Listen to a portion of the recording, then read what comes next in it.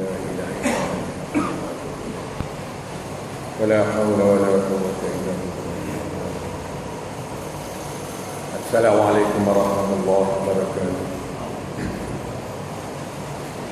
بسم الله الرحمن الرحيم. الحمد لله رب العالمين والعاقبة للمتقين ولا عدوان على الظالمين. أشهد أن لا إله إلا الله وحده لا شريك له وأشهد أن محمدا عبده ورسوله. اللهم صل على سيدنا محمد وآله كما لا نهاية لكماله وعدد كماله. سبحانك لا علم لنا إلا ما علمتنا إنك أنت العليم الحكيم. رب اشرح لي صدري ويسر لي أمري واحلل من لساني يفقهوا قولي أما بعد. قال الله تعالى في كتابه الكريم: أعوذ بالله من الشيطان الرجيم. يا أيها الناس كلوا مما في الأرض حلالا طيبا ولا تتبعوا خطوات الشيطان إنه لكم عدو مبين. صدق الله العظيم. Surah Al-Baqarah ayat yang ke-168 yang bermaksud, kata Allah, wahai manusia, makanlah apa-apa yang di bumi ini yang halal lagi baik.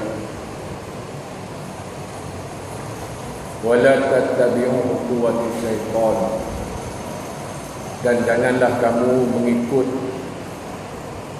jejak langkah syaitan, kerana sesungguhnya ia adalah musuh kamu yang nyata. Sadaqallahu nazim. Dihormati Tuan Imam Murusi dan ahli jawatan kuasa Surau Nurul Hidayah pinggiran Batu Kit, pimpinan masyarakat, para alim ulama, terusnya hadirin sekalian, mudah-mudahan di dalam rahmat Allah. Terlebih dahulu, marilah kita memanjatkan setinggi-tinggi kesyukuran kita kepada Allah SWT, kerana dengan limpah rahmat serta izinnya, maka hingga saat ini kita masih lagi diberi peluang oleh Allah Ta'ala untuk terus hidup. Maka dengan kesempatan hidup yang sifatnya amat sementara ini, marilah sama-sama kita berusaha untuk menggandakan amalan kita demi meningkatkan ketakwaan kita, kerana ianya merupakan bekalan yang terbaik untuk kita bawa menghadap Allah Rabbul Jalil. Tambahan pula, kita berada di bulan pesta.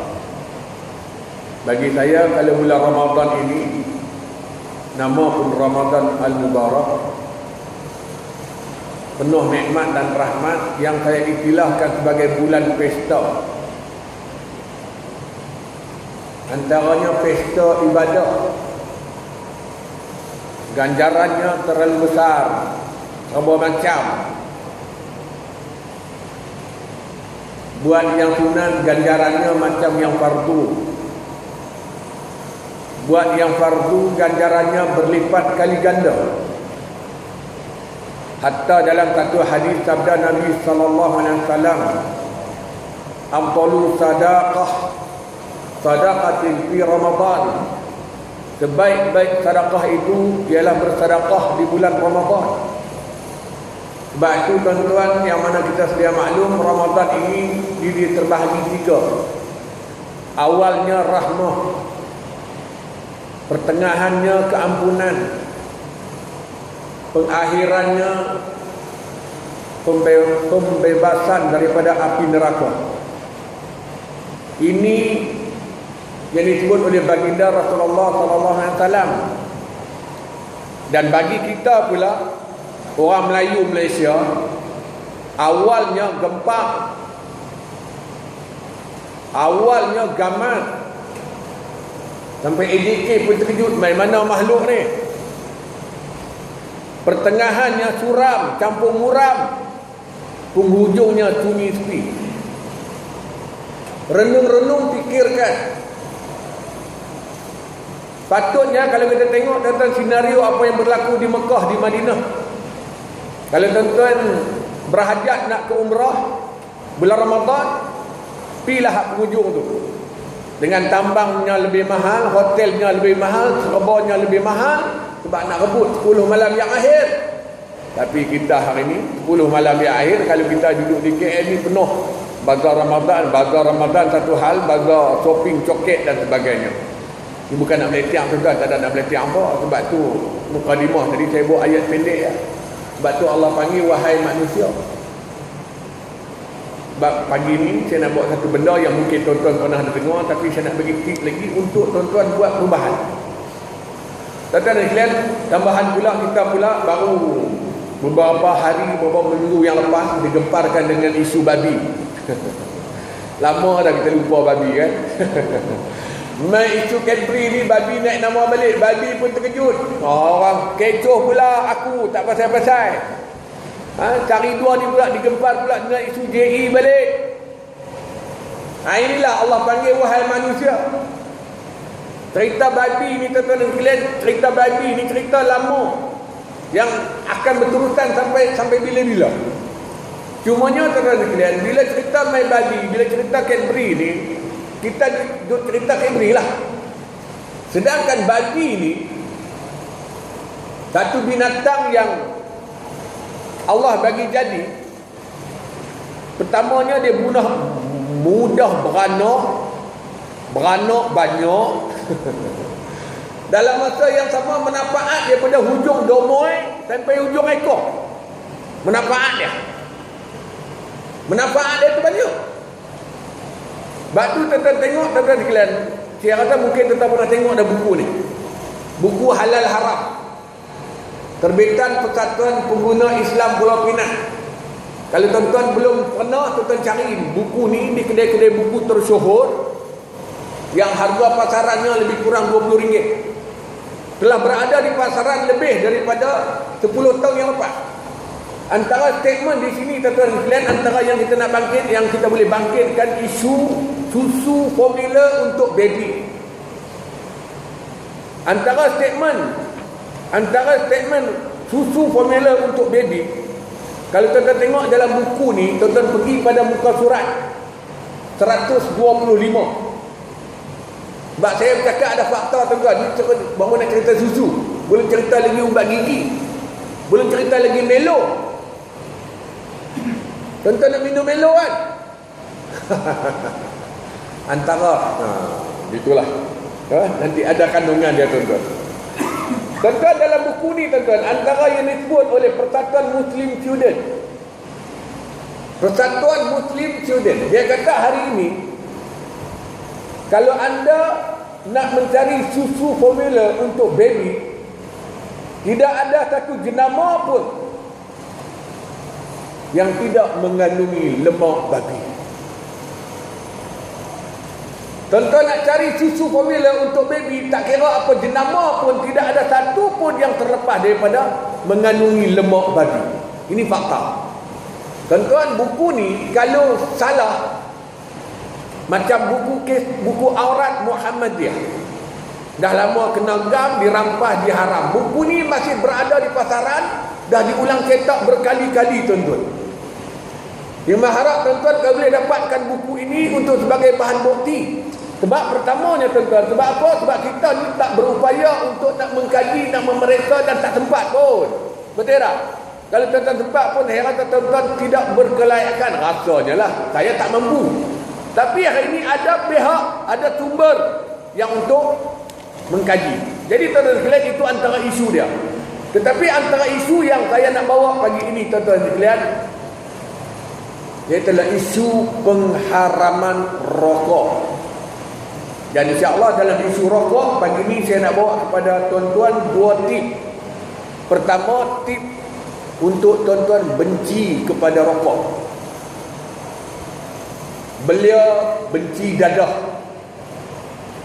Kalau dulu 60-an, 70-an komunis musuh utama.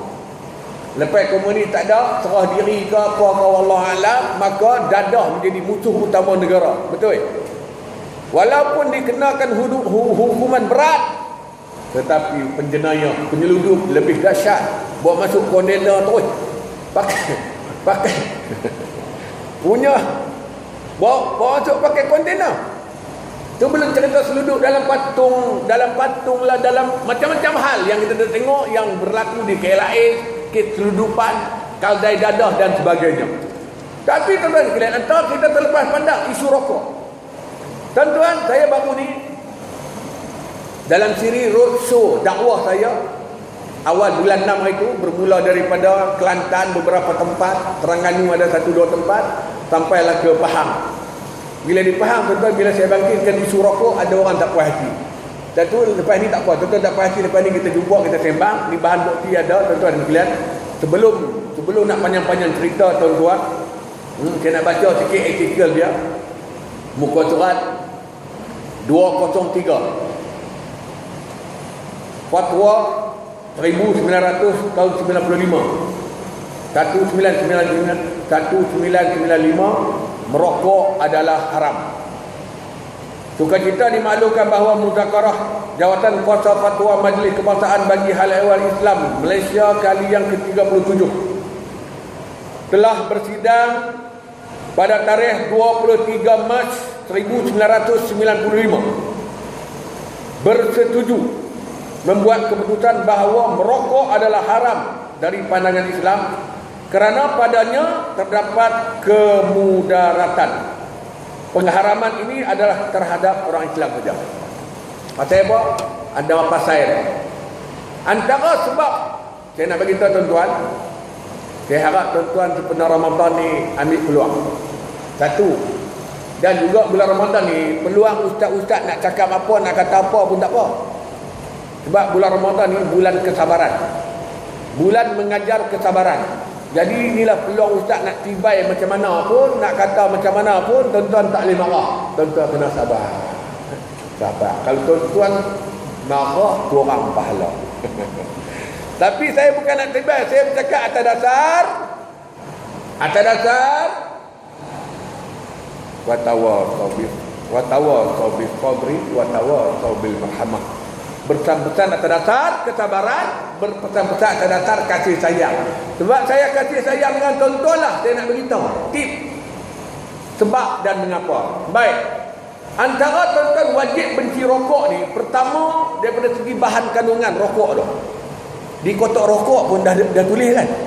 Tuan-tuan tak, siapa yang merokok dah ni? Semua tak merokok? Alhamdulillah. Jadi keluar tu kita pakai tajuk lain kot. Tuan-tuan tengok, walaupun tuan-tuan tak merokok, saya tak merokok, tapi di kotak rokok tu dia dah tulis mengandungi 4,000 bahan kimia. Betul tak? Betul tak? Kalau tuan-tuan tak baca, beli tak rokok kotak ni. Tuan-tuan, di antara 4,000 itu tuan-tuan, antara sebab isu haram, tuan-tuan tahu tak, daun tembakau bila dikeringkan, dia akan direnjis dengan satu benda yang bernama rem. Abang tahu rem? Tak tahu? Tahu rem? Tahu rem? Rem itu ialah kepala arak. Macam orang dulu-dulu buat minyak masak, depa cari kelapa, depa perah sendiri, betul tak? Bila depa perah petang ni, esoknya depa masak. Maka besoknya yang timbul kepala tu, kepala santan, itu yang pati tu, dia tak masak semua, dia ambil yang tu. Jadi arak ni pun bila diperam, dia akan timbul atas tu, yang tu yang kau, betul-betul kau punya.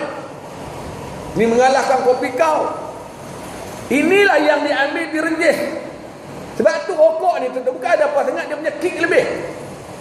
Sebab tu orang yang baru nak belajar isap rokok, pertama kali isap rokok, kalau ditarik macam orang yang biasa isap rokok, ditarik, dia pening, dia tangkap semacam rem. Takkan ni kalian, benda ni saya pernah ceramah di Bandar Baru Nilai. Bila saya ceramah isu ni, isu rem ni, kepala arak ni, dia kata ustaz memang betul.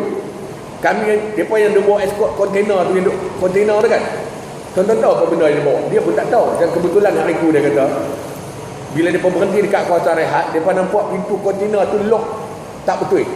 Jadi mereka boleh buka. Sekali mereka buka, mereka nak tengok apa benda mereka bawa. Jadi mereka naik ke atas, naik tengok bau macam apa. Jadi driver tu India, dia buka-buka tengok apa. Dia pun ambil minum. Dia cedok minum pakai drama. Dia ambil minum. Minum tak lama jatuh ke bawah. Terus tidur 3 hari tuan-tuan baru sedar. Itu nak kau tak kau yang kata rem tu kepala Arab. Inilah antara sebab kandungan yang kata rokok itu haram. Antara sebab. Ni majlis fatwa tuan-tuan, yang duduk dalam majlis fatwa siapa dia? Bukan ustaz tuan-tuan. Bukan Ustaz Umar, lagi tak ada tak ada kelas punya, tak ada nama. Kan? Tuan-tuan tak kenal kan Ustaz Umar kan? Tuan-tuan nak kenal, tuan-tuan buka YouTube. InsyaAllah adalah muka makhluk ni. Tuan-tuan sekalian, tu rokok pertama antara sebab mereka buat kajian mengandungi bahan-bahan macam-macam lah. Tuan-tuan tengok, betul tak? Dengan tarjalan ada, ubat tikui ada, serba macam ada. Ini fakta tuan-tuan. Kajian ni bukan sembrono. Kalau tuan-tuan pergi hospital siap dengan stiker, betul tak? Betul tak? Tuan-tuan ambil kekuatan Ramadan ni, tinggal. Saya nak bagi tip, tak lagi saya nak bagi tip macam mana nak berhenti. Itu sebab yang pertama. Yang kedua, daripada sudut kesihatan. Tuan-tuan dan sekalian, saya nak tanya tuan-tuan, rokok ni di mana bagus? Tuan-tuan yang merokok ke, tak merokok ke, rokok ni di mana bagus? Kalau rokok bagus, lapar, tak payahlah pergi cari restoran. Cucuh 3 batang perut. Dah, aku tak payah makan dah, isap rokok kenyang. Tuan-tuan dah ada, tak payah cari kopi O. Tak payah cari teh tarik, teh lambung. Isap rokok 3 batang, settle. Tak ada. Betul tak?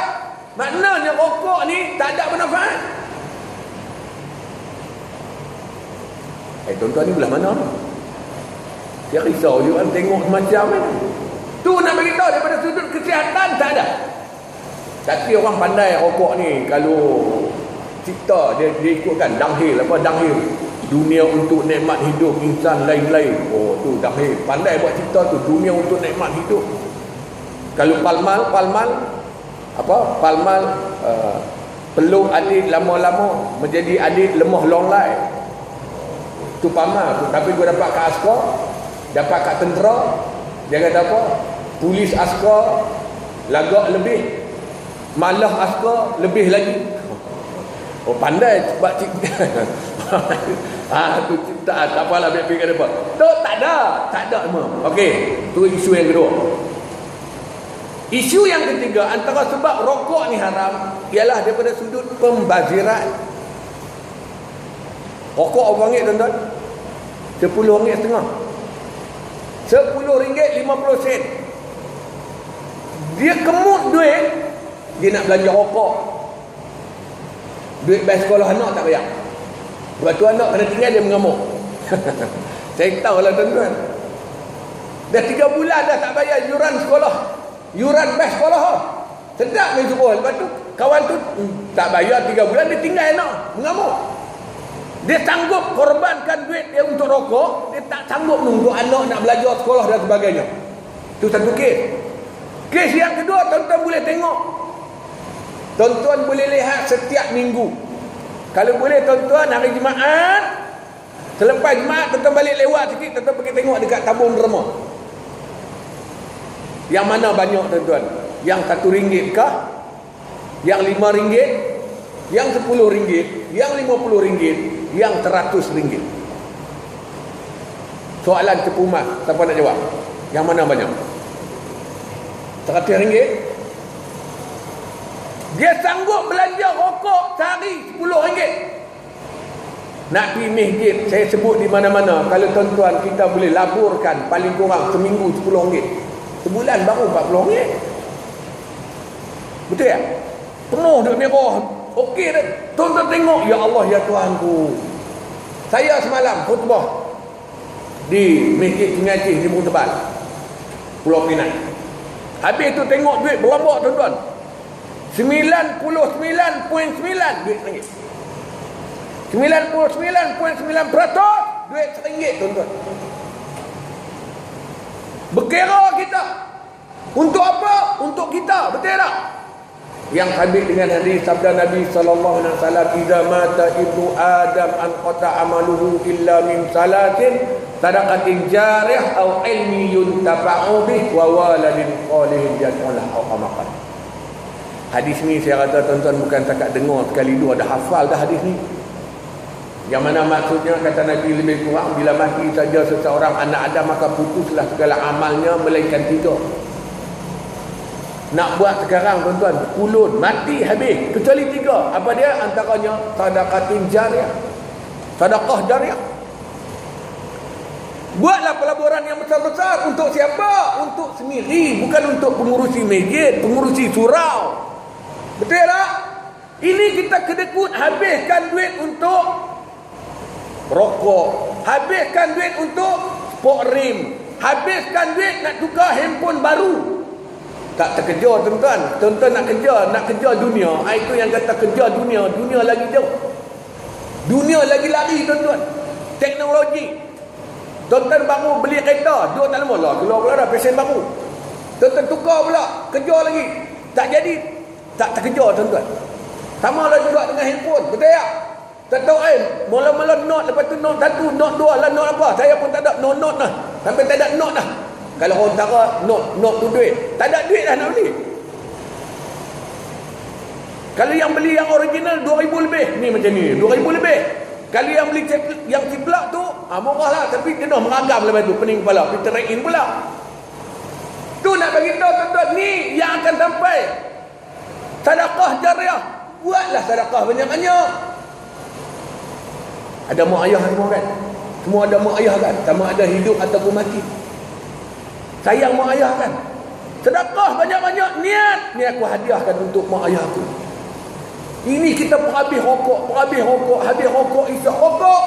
Inilah yang kata amalan syaitan yang Allah sebut, wahai manusia, makanlah apa-apa yang di bumi ini yang halal lagi baik. Rokok tu pertama dah tak halal, yang kedua memang dah tak baik dah. Tuan-tuan setuju tak setuju, tapi itulah hakikatnya. Ini majlis fatwa ni bukan calang-calang orang. Bukan calang-calang pertubuhan, kumpulan dan sebagainya. Okey, settle. Yang keempat. Fakta yang keempat antara sebab rokok haram. Rokok ini adalah merupakan ejen Yahudi. Yahudi ini antara bangsa yang cerdik tuan-tuan. Mereka lah mencipta macam-macam termasuk vaksin dalam dunia perubatan. Vaksin dalam dunia perubatan adalah ciptaan bangsa Yahudi. Sebaliknya mereka kalau sakit, demam, masalah, mereka lah pengamal produk tunah terhebat. Ni Yahudi. Mereka sakit, demam apa semua, mereka amalkan habatus sauda. Kita hari ini mengaku saja sayang Nabi. Betul tak? Ya Hana, ya Hana, ya Hana, oh ya Hana. Itu kalau cerita ya Hana. Kalau main nasyid tu, Rasulullah dalam mengenangmu kami tutuli lembaran sirahmu. Sambung? Cukup sekadar itu. Sayang Nabi, contoh Nabi. Sedangkan Nabi sebut, tetaplah kamu bersama dengan habatus sauda menjadi penawar kepada segala penyakit kecuali mati. Tahu pun Nabi bagi tahu hadis sahih, siapa yang ini amal habatus sauda? Bangsa Yahudi. Mereka bijak.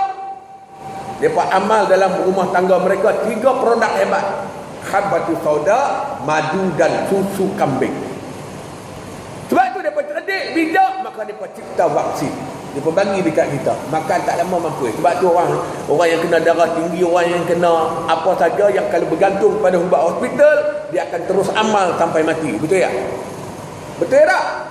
Yang ada darah tinggi, yang ada kencing manis, yang ada serba macam, tengok kotak ubat tu, kalau dia nak balik kampung, dah sampai tengah malam tertinggal, confirm dia patah balik. Kalau dia teruskan juga balik kampung al-ustaz, dia sampai sana dia kena beli siap dah kain kapan.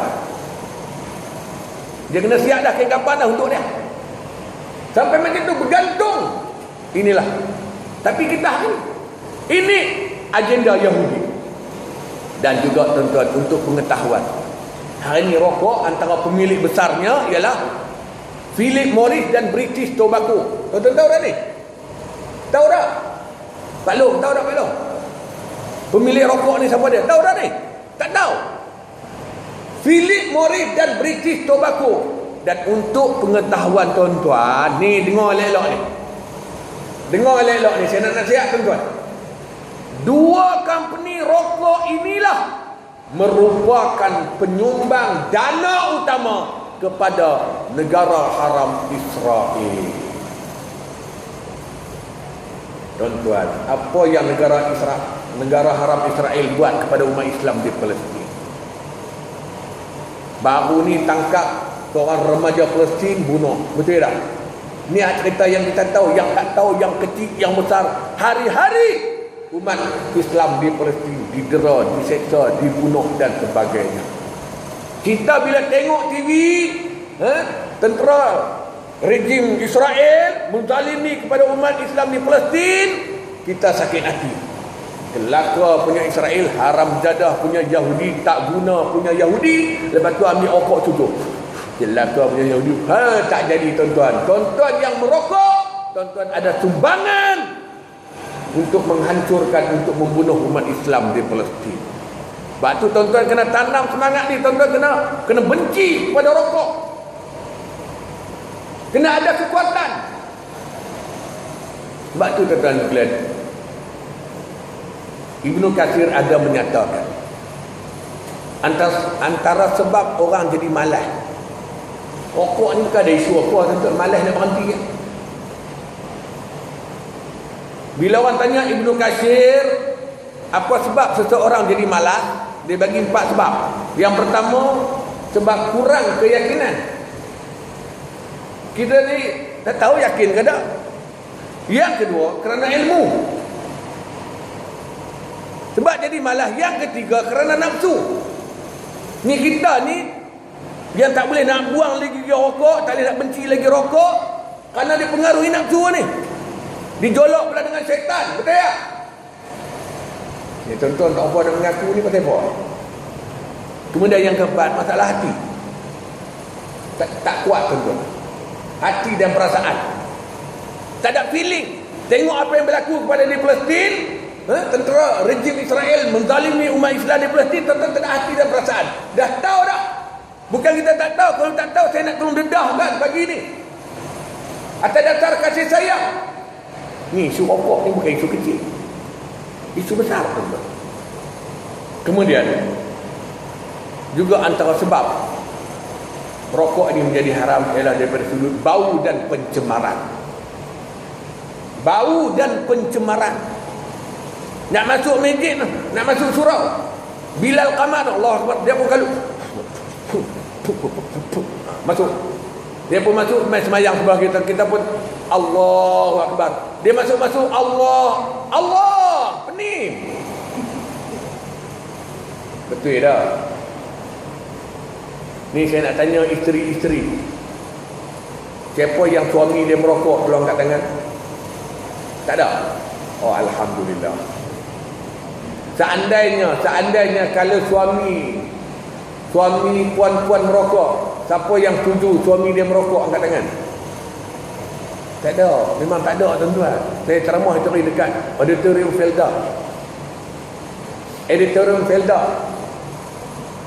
Yang bawahnya lelaki, yang atasnya perempuan. Ramai tak ramai lah, dalam 500 orang. Dia pun tanya begitu, mana isteri yang suaminya merokok tolong angkat tangan. Terpacok tangan banyak tuan-tuan. Lepas tu saya tanya balik, harap faham soalan, mana-mana isteri yang suaminya merokok setuju dengan suaminya terus merokok? Angkat tangan. Satu tangan tak ada. Tuan-tuan, kesian tuan-tuan, bila dia merokok, pertama dia menzalimi diri dia dan dia juga menzalimi orang lain. Sambil merokok, dukung anak, dukung cucu yang umur 1 tahun, 2 tahun. Pening kawan tu. Saya baru ni kebetulan ternampak tu, sambil serokok, asap main. Yang kawan tu, kesian tuan-tuan.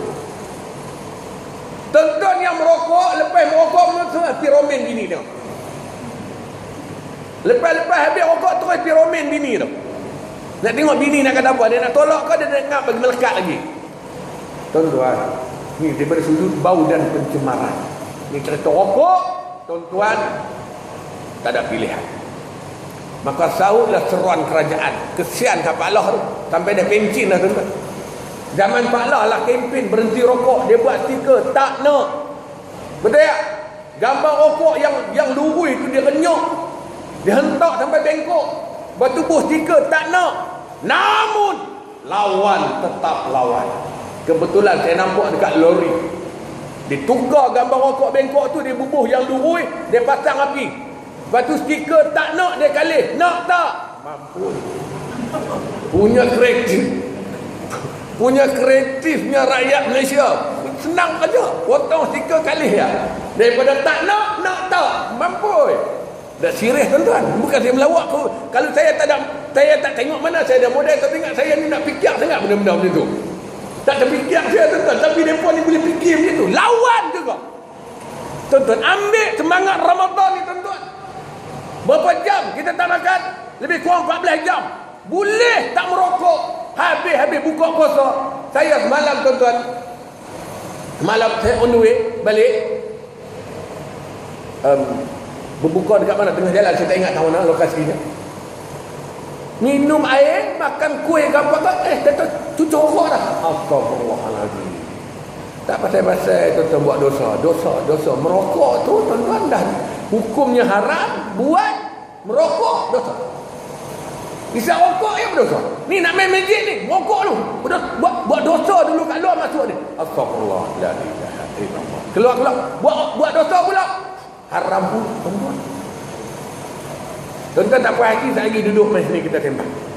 Tapi nak bagi tuan-tuan tahulah seruan kerajaan bahwasanya merokok itu adalah haram, telah diputuskan oleh Majlis Fatwa Kebangsaan. Okey, baik tuan-tuan sekalian. Itu cerita rokok. Itu tuan-tuan saya bagi tip untuk nak berhenti rokok. Kemudian saya nak bagi tip. Tadi saya tip untuk benci rokok, ni tip untuk nak berhenti rokok. Tuan-tuan, sebelum tu saya terlupa, juga antara kandungan di dalam rokok ini antara fakta yang tuan-tuan boleh rujuk dalam Keratan Akhbar, berita harian bertarikh 1 April tahun 2010. Tuan-tuan tak ingat tak apa, tuan-tuan pergi pejabat berita harian minta editor untuk buat keluar statement mereka pada 1 April tahun 2010. Muka surat 39. Tajuk dia darah babi pada punting rokok. Artikel dia darah babi pada punting rokok. Statement yang dikeluarkan oleh seorang profesor daripada University Sydney, Australia, yang bernama Simon Catman. Kata dia, saya rasa pendedahan ini akan menimbulkan kemarahan besar kepada beberapa kumpulan penganut agama yang taat.